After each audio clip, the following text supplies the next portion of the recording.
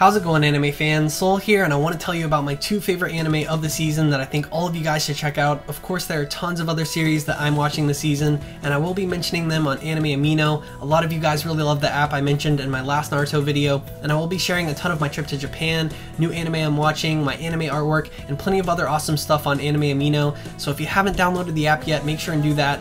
I will most definitely be connecting with my subscribers on there, and it's a really fun anime community, so make your profile, follow me, and I will be following some of you guys back. They also actually have a couple other apps about art, gaming, movies, even strictly Pokemon, and if you're interested in any of that, all the iOS and Android download links will be in the description. And like I said before, I won't be talking about all of the anime this season in this video, so Anime Amino is just such a great way for me to show you guys what else I'm watching, and maybe connect with all of you about what anime you're interested in this season as well.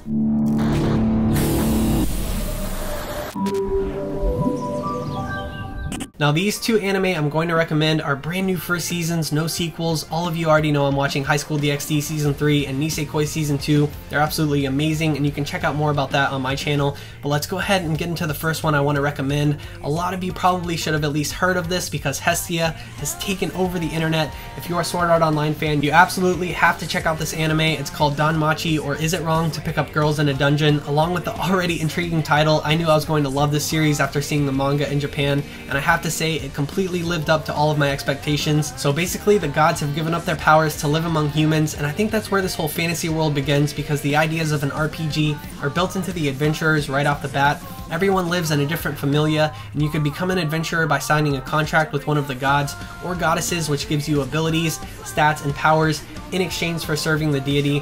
Our main character, Belle, who is of course voiced by Kirito to remind you even more of Sword Art Online, is a solo adventurer who goes to the dungeon to defeat all sorts of monsters in exchange for magical shards used for money and a way to get stronger and rank up. This isn't a video game like Sword Art Online though, it's just a realm in which the anime takes place. So along comes best girl of the season, Hestia, Belle's goddess, or as he likes to call her, Kami-sama. Unless you're completely blind, Hestia's magical string that holds up her oppai takes the anime over the top. Hestia's string has become so famous in Japan, literally some of my favorite anime stores like Animate and Gamers are selling her blue string, like just her blue string. Kotobuki has come out with a figure already. The cosplay and the amount of artwork for this character only halfway through the season has skyrocketed through the roof. And if you're not going to watch this show for anything else, I encourage you to watch it for Lolly Big Boobs, because she's hilariously adorable and infatuated with our main character Belle. She has some competition, however, because the famous adventurer Eyes Wallenstein, or Eyes Wallenwhatsit as Hestia likes to call her, has caught Belle's eye, and more than just falling in love with Eyes, Belle wants to become as strong as her,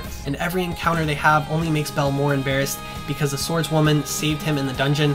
However, because of Belle's drive to become stronger, he becomes stronger at a rapid pace. Of course, this will lead to his inevitable harem and a very, very sad ignorance of Hestia's advances, even though they're the only two people in the familia, and they practically live and sleep together in this broken down house because Hestia is a poor goddess, but she does anything and everything to help Belle succeed since she loves him so much. It makes me feel so bad for her. And so the question still remains, is it wrong to pick up girls in a dungeon? Belle Crannel may just have the answer for you, so if you're not watching this already, put this on your list of anime to watch this season.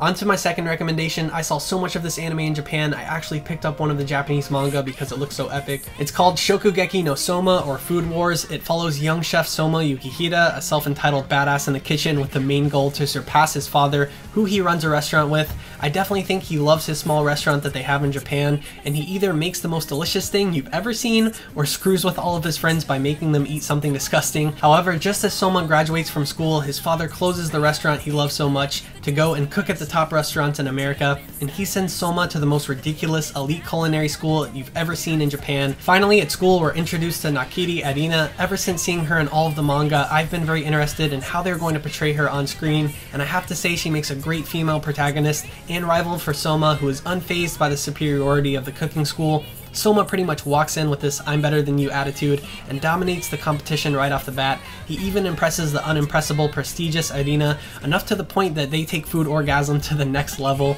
The etchiness, the captivating characters, and the amusing story all make this an anime that I guarantee will have you interested. At least that's how I felt. With how much of a foodie my girlfriend is, I think I'll be happily rewatching this, so I highly recommend it to you guys. think you've seen food porn on Instagram, just wait till you watch Shokugeki No Souma. But that's it for my top 2 of the season, guys. You can watch both of these series on Crunchyroll. If you want to see them legitimately free in HD, go to crunchyroll.com/soul. That's my personal link for my subscribers. Something to thank all of you anime fans for supporting my channel. You can check out my Hestia artwork on my Instagram, and I'll be posting even more on Anime Amino, so go check out her Blue String. Make sure and tell me your favorites from the season in the comments. I love to know what you all are watching. I'm also watching some other good anime. Triage X is definitely one of my favorites from the season. We've been waiting for this since High School of the Dead, and even though there is no season 2, Triage X is pretty good. Owari no Seraph is about vampires ending the world and an orphan sets out to kill them all. It's not bad. Punchline was kind of funny, but I had no idea what was going on. You'll have to check that one out for yourself. It's also on Crunchyroll.